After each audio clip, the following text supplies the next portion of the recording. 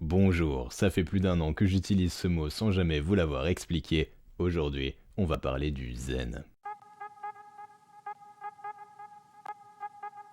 Le bouddhisme zen, tout comme à peu près tout ce qui est considéré comme typiquement japonais aujourd'hui, est d'abord apparu en Chine sous le nom de bouddhisme Tian. Il s'agit d'une branche du grand véhicule apparue sous la dynastie des Tang et qui sera très influencée par le taoïsme que nous avons déjà vu dans 2 précédentes vidéos. Parmi les idées communes au taoïsme, on retrouve chez le zen une grande méfiance vis-à-vis du langage et une préférence accordée à la pratique plutôt qu'aux connaissances théoriques. C'est d'ailleurs de cette insistance que vient le nom du courant tout entier. Zen vient en effet du mot zazen, la méditation assise, bien souvent privilégiée par le courant zen à l'étude des sutras. Au Japon, il existe 2 écoles principales de zen, l'école Linzai et l'école Soto, avec 2 O longs s'il vous plaît. L'école Linzai est la lignée japonaise de l'école Linji, fondée en Chine sous les Tang par un certain Linji Yixuan, dont le nom se lit en japonais Linzai Gigen. Cette école arrive au Japon durant la période dite de Kamakura.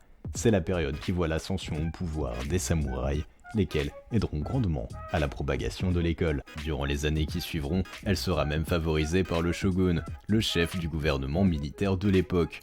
Proche des élites, Linzai aura une grande influence sur les arts et la culture, notamment sur la littérature et sur le développement des fameux jardins zen. Ces jardins, souvent créés dans les temples, possèdent une esthétique épurée proche des idéaux du zen, qui cherchent à éliminer tout superflu. Leur but est d'évoquer la nature sans pour autant reproduire son apparence réelle, et c'est ainsi que les cours d'eau sont représentés par des graviers ou du sable, d'où le nom parfois utilisé de jardin sec. D'un point de vue idéologique, les moines de l'école Linzai cherchent à atteindre ce qu'ils appellent le Kensho, la réalisation de leur vraie nature. Comprenez par là, réaliser pleinement que la distinction entre un sujet pensant, un jeu et le reste du monde est purement langagière et arbitraire. A noter que le Kensho n'est pas la fin de la pratique, car une fois atteint, il doit être répété et renforcé afin d'être intégré à la vie quotidienne. Pour ce faire, il pratique zazen, bien évidemment, mais avec une particularité bien connue. Il médite sur les koans. Les koans sont de petits textes brefs, parfois d'une seule ligne, très souvent illogiques et perturbants. Leur but est de mettre en avant le caractère absurde du langage et de faire réfléchir au sujet de la voie bouddhique. L'un des plus connus est le suivant: quel est le bruit d'une seule main qui applaudit? Et un deuxième pour la route: recherchez la liberté et vous deviendrez esclave de vos désirs, recherchez la discipline et vous trouverez la liberté. Je vous laisse méditer là-dessus. L'école Soto est aussi née en Chine sous la dynastie des Tang.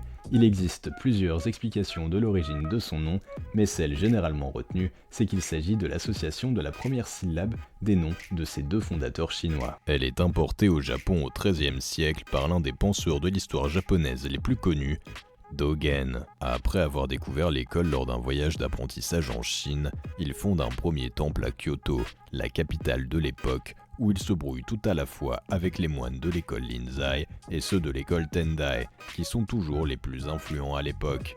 Il quitte alors la capitale pour fonder le temple Heihei dans l'actuelle préfecture de Fukui, lequel est toujours très visité aujourd'hui. Ce qui le distingue particulièrement de l'école Linzai, c'est qu'il trouve leur étude des koans trop exagérée et au contraire leur étude des sutras trop superflue.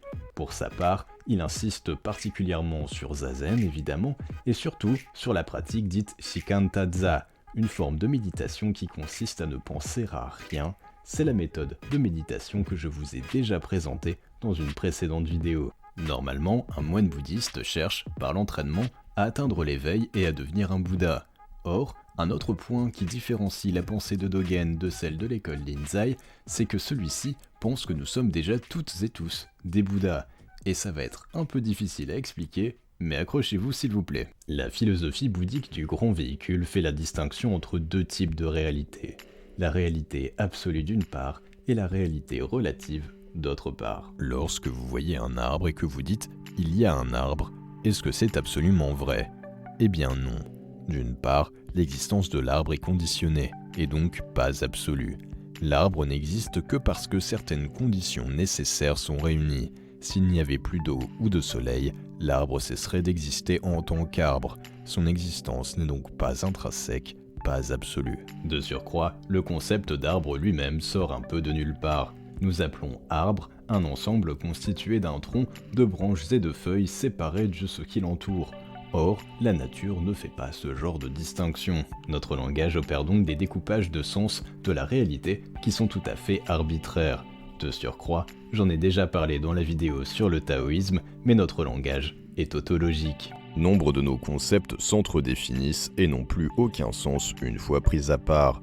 Le chaud par exemple est ce qui n'est pas froid, et le froid est ce qui n'est pas chaud. La différence est toute relative, elle n'existe pas en soi, pas de façon absolue. Vous commencez sans doute à comprendre, la réalité subjective, c'est celle que l'on dit avec des mots, celle que nous expérimentons tous les jours. Notre langage est très pratique pour vivre au quotidien, mais il est certainement très éloigné de ce qu'est vraiment la réalité. Tout comme notre perception des choses, il est subjectif, arbitraire, pour ne pas dire trompeur. La réalité absolue, par opposition, est la vraie nature des choses.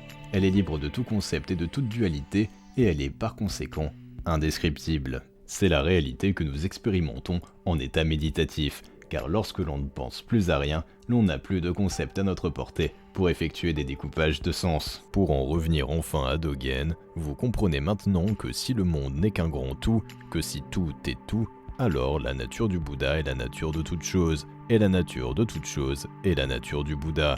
C'est d'ailleurs ce que souligne l'un de mes koans préférés. Qu'est-ce que le Bouddha, demande le moine à son maître zen. Une spatule à merde, répond le maître. Car oui, si le monde est un grand tout, cela implique que le Bouddha, c'est aussi ce que vous laissez derrière vous tous les matins dans vos toilettes. C'est la fin de l'épisode d'aujourd'hui, je vous remercie infiniment de l'avoir suivi. Je tenais à vous faire un grand merci du fond du cœur à toutes et à tous parce qu'on a dépassé les 500 abonnés sur la chaîne, ce qui peut paraître relativement peu sur YouTube, mais pour moi c'est beaucoup, alors un grand merci. Et un merci tout particulier d'ailleurs à Une Histoire sur Terre sans qui, avouons-le, ça n'aurait pas été aussi vite. Si vous voulez soutenir la chaîne, n'hésitez pas à liker ou partager la vidéo. J'ai aussi créé une page Facebook et un compte Twitter, n'hésitez pas à venir me rejoindre, les liens sont dans la description.